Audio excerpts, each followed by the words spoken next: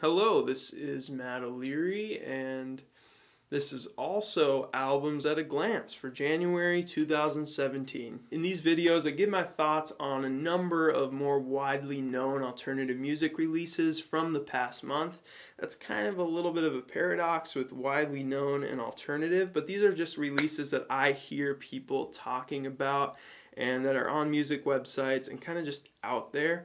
I also do a video called Unknowns and Obscurities with just recommendations, and that is releases that are more on the fringes. First up, we got a 90s classic, 9 Inch Nails with the EP, not the actual events. Gotta admit, not a huge 9 Inch Nails fan, but I do appreciate what Trent Reznor did for rock music, and more specifically industrial rock. And this is a fairly experimental batch of songs from Trent, at times steamrolling you with an industrial onslaught of metallic sludge like on the song The Idea of You, and right in the next moment surrounding you with a tortured ambience. I get bored by the repetition on some songs, but there are enough exciting sounds to make this memorable, like that beat on the song Dear World. Next up are those California boys, Sam France and Jonathan Rado of Foxygen, with their 4th album, Hang. In the balance of actual musical talent versus style and flair, I always thought Foxygen leaned a little bit toward the latter. With Sam's flamboyant Mick Jagger impressions and their appropriations of 70s musical tropes, I never really took them that seriously. But on Hang, they managed to go way over the top on theatrics while still composing well. Even without the pomp, these would still be engaging songs. I love the robust string arrangements and dramatically dynamic up and down song structures. This is by far the most impressive sound of their career. The first 4 tracks are a ton of fun. The back half isn't quite there for me, but I'm still really happy overall with the direction for this band. The English indie electronic pop band The XX came out with their much anticipated 3rd album, I See You, in January. I've never been a huge fan of this sound, and this one didn't change that. The vocals of Romy and Oliver are just so bland for me.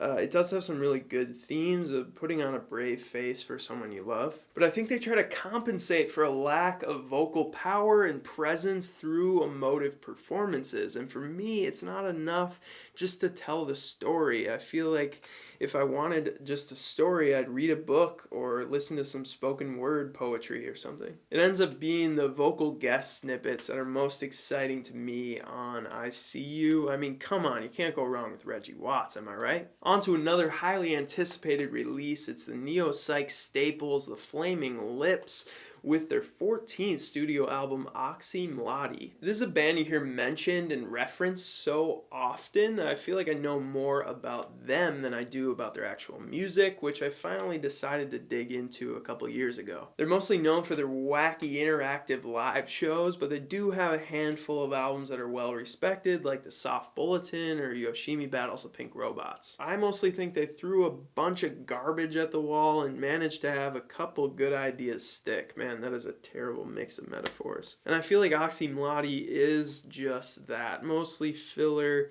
mostly garbage. It's the nihilistic moans for a socialist utopia or the paper-thin beats that end up undermining some of the more promising moments, like the epic build on the song How or the sinister vocal harmonies on There Should Be Unicorns. I think if you're not a fan of the band already, you're going to have a hard time getting into this one. Next is another typically tranquil down-tempo album from Scott Hansen's project Tycho. It's his 4th album, Epoch, and that's Epoch.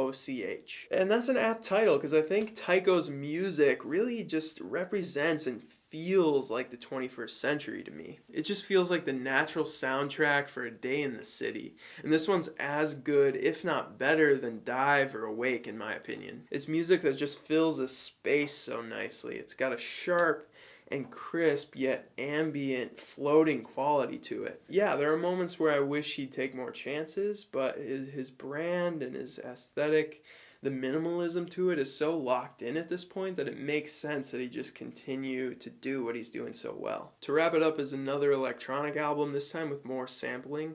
It's the English producer Bonobo with his new one, Migration. This one's super serene, but the variety of vocalists and styles keep it interesting the whole way. From the industrial bass line and beautifully ethereal vocals on Surface, to the driving call and response of Bombo Koi Oganda, Migration's one of my favorites of the year so far. I also want to mention I did a review of the new Cloud Nothings album, Life Without Sound, and a review of the 2 new Mastodon singles that came out recently. Also watch out for that Unknowns and Obscurities video coming out in the next week or so.